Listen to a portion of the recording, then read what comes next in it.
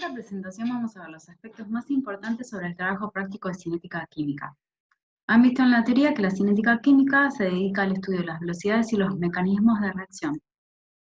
En particular, en el trabajo práctico nos vamos a centrar en la determinación de parámetros cinéticos de una reacción química dada. Esos parámetros cinéticos serán una constante de velocidad y un orden de reacción. La reacción que vamos a estudiar es una reacción de óxido-reducción, que implica la oxidación de una molécula orgánica, que es el etanol, la que tenemos acá, a la especie acetaldehído. Dependiendo de las condiciones experimentales, uno podría llegar a esta especie acetaldehído o incluso a especies más oxidadas. El otro reactivo que va a reducirse va a ser la especie dicromato, ya conocida por ustedes, que contiene el cromo con estado de oxidación más 6 y que pasa a cromo con estado de oxidación más 3. Esto ocurre en medio ácido. Entonces, esta sería la ecuación química balanceada que vamos a utilizar. Uno, conociendo esta ecuación química, puede definir la velocidad. Siempre definimos la velocidad como la desaparición de un reactivo o la aparición de un producto. En este caso, elegimos definirla de esta manera, como y menos la derivada de la concentración de dicromato en función del tiempo. Y este signo menos da cuenta de que el dicromato es un reactivo que va desapareciendo o se va consumiendo en función del tiempo. Y también puede definirla, en este caso elegimos definirla como la aparición de la especie cromo más 3 en función del tiempo. Pero aquí tenemos que tener en cuenta este coeficiente 2. Por cada mole de dicromato que desaparece, aparecen 2 moles de cromo más 3. Por lo tanto, la aparición de este producto es más rápida que la desaparición del dicromato. Entonces, este coeficiente debemos ponerlo en el denominador para poder entonces mantener esta igualdad. Entonces, conociendo esta ecuación química, uno puede definir la velocidad. Pero para poder escribir la ley de velocidad que relaciona concentraciones de reactivos con la velocidad, uno debe realizar distintas experiencias. Esa ley de velocidad tiene esta expresión donde tenemos una constante K que solo depende de la temperatura y contiene las concentraciones de los reactivos elevadas a ciertos números coeficientes que son los órdenes de reacción con respecto a cada uno de ellos. O sea, el orden de reacción con respecto al cromato será A, con respecto a protones B y con respecto al etanol C.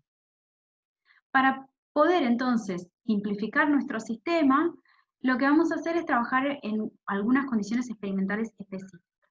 Lo que vamos a hacer es poner un gran exceso de protones y de etanol de forma tal que la concentración de estas especies permanezca prácticamente constante durante el tiempo que vamos a estudiar la cinética. Entonces, al permanecer prácticamente constantes, este producto de protones a la B y etanol a la C, podríamos incluirlos en una nueva constante, ¿sí?, junto con K, que vamos a llamar constante de pseudo velocidad. ¿Sí?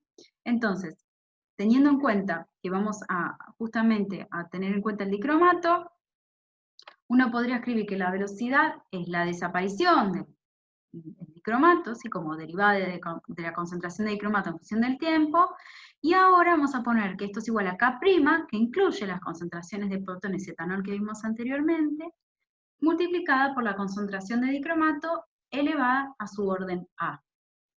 Este orden ahora se va a convertir en el orden global de la reacción. Entonces, vamos a realizar distintas experiencias para poder determinar cuál es el valor de K' y cuál es el valor de A. Estas especies, el dicromato y el cromo más 3, son especies coloreadas, tienen colores característicos. El dicromato naranja y el cromo más 3 verde. Debido a que es más intenso el color naranja del dicromato, vamos a utilizar justamente esta propiedad para poder seguir su concentración en función del tiempo, tal como escribimos acá para la velocidad. Entonces, acá vuelvo a escribir la expresión que tenía anteriormente. Lo que vamos a hacer es reordenar, pasando la concentración de dicromato hacia este lado y el diferencial de tiempo hacia el otro. Entonces, tenemos esta expresión, y han visto en la teoría que si uno integra esta expresión para distintos valores sencillos de A, uno puede tener distintas expresiones, como vamos a ver ahora, ¿no? Puede ser que A sea igual a 0, A1 o A2, serían los casos más sencillos. Si A es igual a 0, integrando obtenemos una expresión de este tipo, que nos dice que la concentración de dicromato en función del tiempo va a ser igual a la concentración de dicromato inicial menos K' por T. ¿Sí? Donde K' entonces es la constante de velocidad.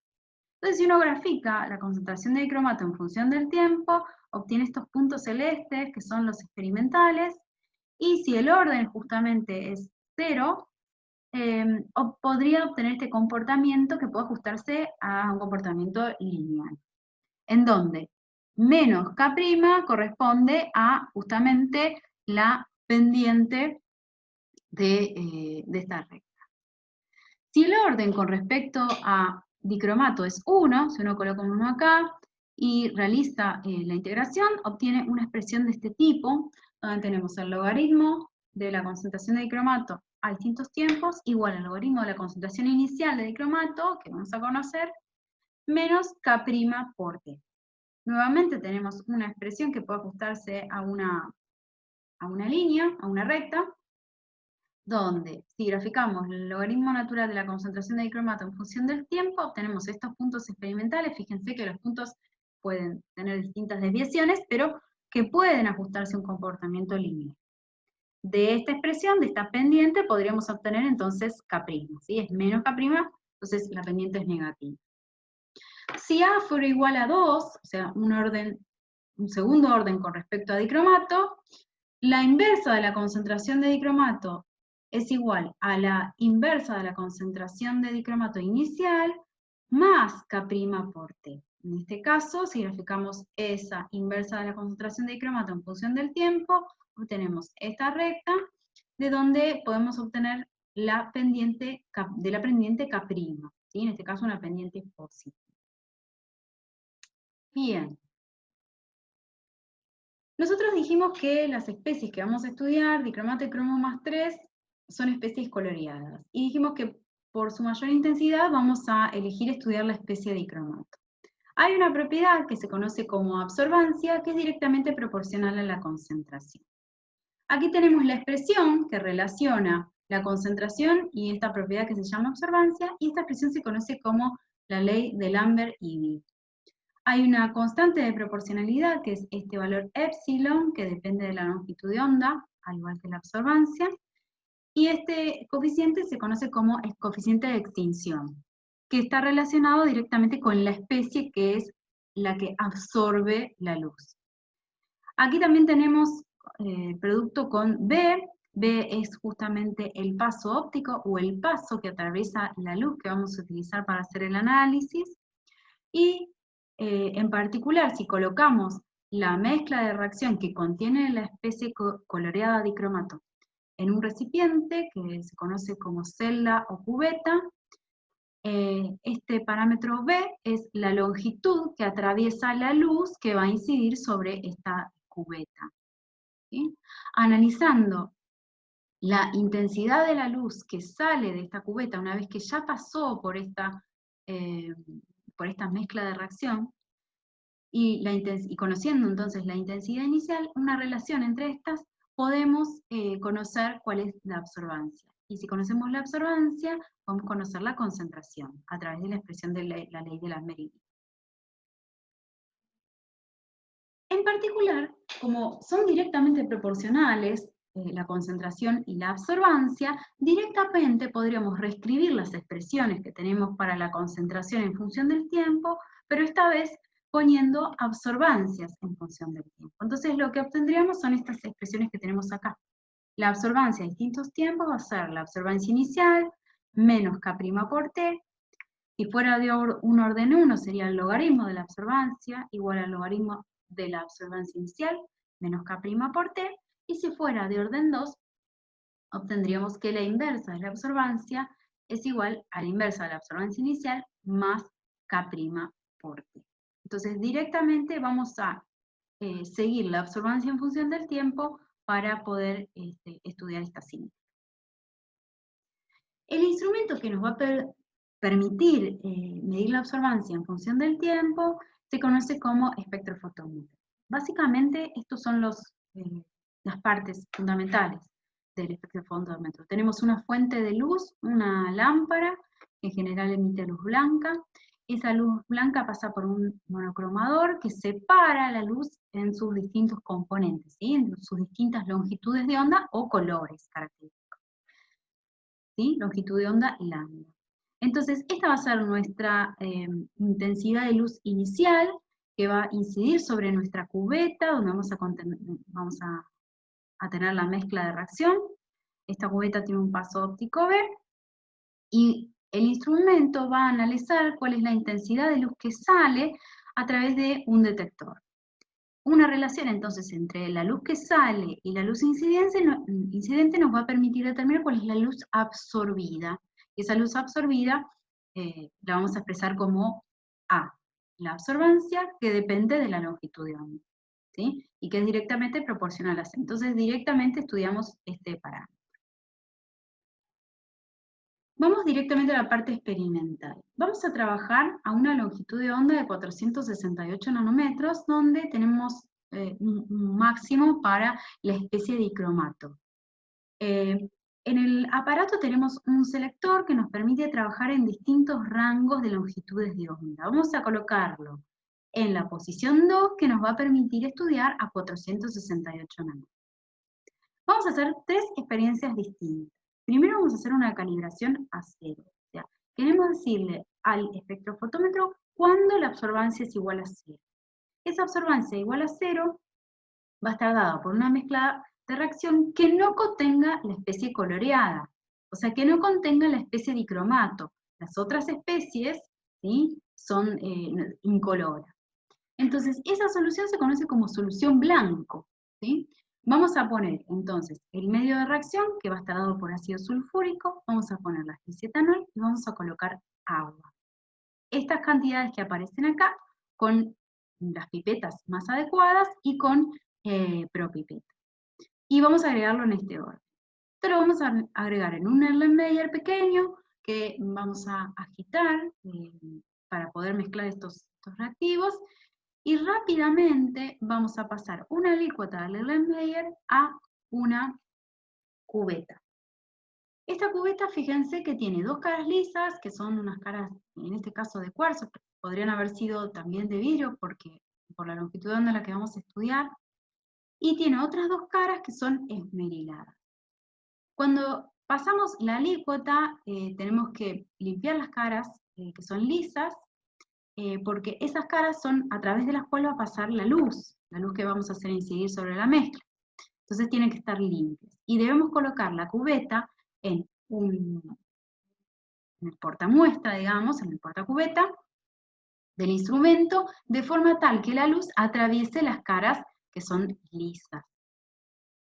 Una vez que pusimos la cubeta en el instrumento, vamos a seleccionar que esa absorbancia, el valor de absorbancia que le vamos a dar a este valor, esta calibración que vamos a hacer, va a ser igual a 0. ¿Por qué? Porque no tenemos especies coloreadas. Entonces, no va a haber nada, como no tenemos concentración de especies coloreadas, la absorbancia va a ser igual a 0. Una vez que realizamos esta calibración con la solución blanco, vamos a pasar a la segunda experiencia. En esta segunda experiencia vamos a determinar la absorbancia a tiempo 0. Para ello, lo que vamos a hacer es agregar los reactivos en estas cantidades que aparecen acá, con pipeta y propipeta cada uno de ellos, sobre otro Erlenmeyer limpio, pero fíjense que agregamos la especie de cromato, el medio ácido y agua, pero no agregamos el otro reactivo, el etanol. Porque si nosotros en este punto agregamos el etanol, por más rápido que hagamos todo lo que sigue, todas las medidas, la reacción ya va a comenzar, porque es inmediata. Y una vez que mezclamos algo de dicromato con el etanol, la reacción va a comenzar. Entonces, para poder determinar bien la absorbancia a tiempo 0, o sea, la absorbancia inicial, debemos tener toda la mezcla de reacción, pero sin uno de los reactivos. En este caso, sin el etanol, porque necesitamos el dicromato para tener la especie coloreada. Fíjense que la suma de los volúmenes en estas experiencias es siempre la misma, es de 12,5 mililitros. de forma tal de no variar las concentraciones de las especies que estamos estudiando. Bien, entonces, las concentraciones iniciales, ¿verdad? Entonces, tenemos esta mezcla que vamos a hacer en un Erlenmeyer limpio, vamos a mezclar e inmediatamente vamos a pasar una alícuota a nuestra cubeta. Nuevamente colocamos la cubeta como corresponde en el espectrofotómetro y realizamos una medida de absorbancia, ¿sí? Leemos en el espejo del espectrofotómetro cuál es la absorbancia a tiempo cero, nuestro A0. El volumen que se coloca en la cubeta es de aproximadamente con unos 2 a 2,5 mililitros, es suficiente como para poder hacer la medida. O sea que el volumen de reacción que estamos preparando en el Erlenmeyer es suficiente incluso hasta para hacer alguna repetición. Bien, una vez que tenemos el valor de A0, vamos a realizar la experiencia de la cinética propiamente dicha. En este caso lo que vamos a tener a mano es un cronómetro que nos va a permitir seguir el tiempo. Vamos a agregar el dicromato con otra pipeta del ácido sulfúrico, luego vamos a agregar agua y por último vamos a agregar el otro reactivo, el etanol. Este etanol se agrega a lo último porque una vez que agregamos la primera gota, en el medio ácido que tenemos, la reacción entre etanol y el dicromato comienza inmediatamente. En ese punto es cuando vamos a largar el cronómetro. Y este cronómetro que vamos a largar cuando agregamos el etanol, no se va a parar hasta el final de la experiencia, ¿sí? Bien, agregamos todo al Erlenmeyer, mezclamos rápidamente a mano y pasamos una alícuota a nuestra cubeta. Colocamos la cubeta en el portamuestra del espectrofotómetro y tomamos absorbancia en función del tiempo. ¿Qué significa esto? Voy a dejar la cubeta en el espectrofotómetro y cada 30 segundos, sin parar el cronómetro, voy a leer en el display del espectrofotómetro cuál es la absorbancia. Esto lo vamos a hacer entonces cada 30 segundos por un tiempo total de 10 minutos. Y recién ahí vamos a parar el cronómetro. Una vez pasados los 10 minutos, digamos, tenemos la suficiente cantidad de puntos como para poder estudiar las cinéticas. Con los datos que tenemos, vamos a completar una tabla como esta que tenemos acá. Estos son los datos obtenidos por otros grupos de alumnos, donde determinaron con la experiencia 2, la absorbancia inicial, ¿sí? A tiempo cero, tiene un valor de 0,712, y tenemos acá cada 30 segundos, fíjense que este tiempo está en minutos, cada 30 segundos tomaron los valores de absorbancia y esto lo siguieron por unos 10 minutos. Entonces estos serían las primeras columnas, los datos experimentales propiamente dichos. Y después, a partir de los valores de absorbancia, calcularon el logaritmo de la absorbancia y la inversa para cada uno de ellos. ¿Sí? Con estos datos experimentales lo que hicieron fueron construir gráficos. Primero, construyeron el gráfico de absorbancia, que es directamente proporcional a la concentración, según la ley de Lambert-Eaton, en función del tiempo. Obtuvieron un comportamiento como este que aparece acá, y podemos ver que este es un decaimiento exponencial, y que ya esto nos da cuenta, en principio, de que no es una reacción de orden cero, ¿sí? Bien. Después graficaron el logaritmo de la absorbancia en función del tiempo y obtuvieron este comportamiento que aparece acá. Y si bien los datos tienen desviaciones, podemos ajustarlos a una recta. Por lo tanto, esto nos permite decir que el orden de reacción característico para la reacción entre dicromato y etanol, el orden de reacción con respecto a dicromato, que en estas condiciones será el orden de reacción global, es un orden 1, o de primer orden con respecto a dicromato. ¿Sí? Entonces ahí ya tenemos uno de los parámetros que queríamos estudiar. Por otro lado, otra de las cosas que nos pide o que se pretende que hagan en el trabajo práctico es determinar la constante de velocidad y el tiempo de vida medio. Y nos pide que lo hagamos de una forma analítica y de una forma gráfica. Entonces acá tenemos la forma analítica de obtener la constante de velocidad. Uno, por ejemplo, podría tomar cualquier punto experimental, como estos que tenemos acá, ¿sí? Yo en este caso elegí este valor porque era sencillo determinar el tiempo, y este valor, poniendo este valor de absorbancia, ¿sí? Que tenemos acá, en función del tiempo, ¿no? Tenemos acá el decaimiento exponencial. Entonces, despejando K', ¿sí? Y poniendo aquí los valores de absorbancia inicial que obtenemos a partir de acá o de la tabla, y para este tiempo obtenemos que K' es 0,15 minutos. Fíjense que si el tiempo lo colocamos en minutos, como esto no tiene unidades, K' tiene unidades de tiempo a la menos 1, en este caso minutos a la menos 1. De esta manera que yo elegí este punto, podríamos haber elegido cualquiera de ellos, ¿sí? Y después el tiempo medio. El tiempo medio, han visto en la teoría, que es el tiempo en el cual la concentración de un reactivo decae a la mitad. Entonces, para una cinética de este tipo, que es una cinética de orden 1, el tiempo medio era independiente de la concentración inicial, la única cinética de las que vimos que es independiente de la concentración, y la expresión que uno obtiene si coloca que la concentración decae a la mitad es una expresión de este tipo, ¿no? Para una cinética de primer orden, el tiempo de vida medio es igual al logaritmo de 2 sobre K, en este caso K', ¿sí? Y si uno coloca este valor obtenido acá, obtiene que el tiempo de vida medio es 4,6 minutos, ¿sí? Entonces eso es lo que tarda en decaer esta concentración a la mitad. También se podría obtener esto a partir de un método gráfico. ¿Cómo haríamos para obtener una constante gráficamente? Y bueno, en este caso podríamos trabajar con el gráfico que obtuvimos de logaritmo de la absorbancia en función del tiempo, ¿sí? Porque en este caso, de la pendiente, que es una pendiente negativa, podemos obtener el valor de K'. Entonces, a partir de este gráfico, con algún programa graficador o con la calculadora, uno puede ingresar los datos experimentales y obtener la pendiente. En este caso la pendiente es menos K, ¿sí?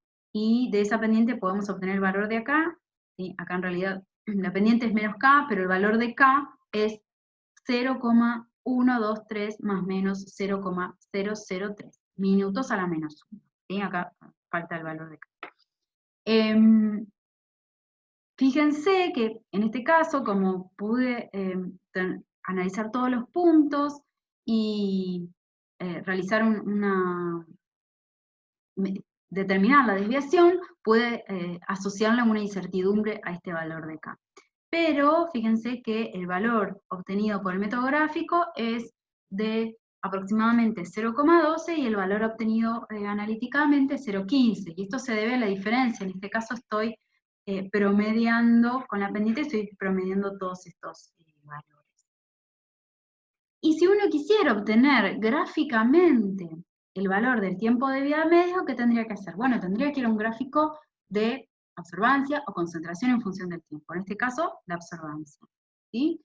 ¿Qué es lo que sucede? Cuando este valor de absorbancia inicial decae a la mitad, ¿sí? Que lo hicimos gráficamente, tomamos este valor, vinimos a la mitad, nos vamos hacia la curva y bajamos al eje del tiempo. Y determinamos cuál es este valor. En este caso, el valor es de 4,8 minutos, que dentro del error coincide bastante bien con el tiempo de vida medio determinado en forma analítica.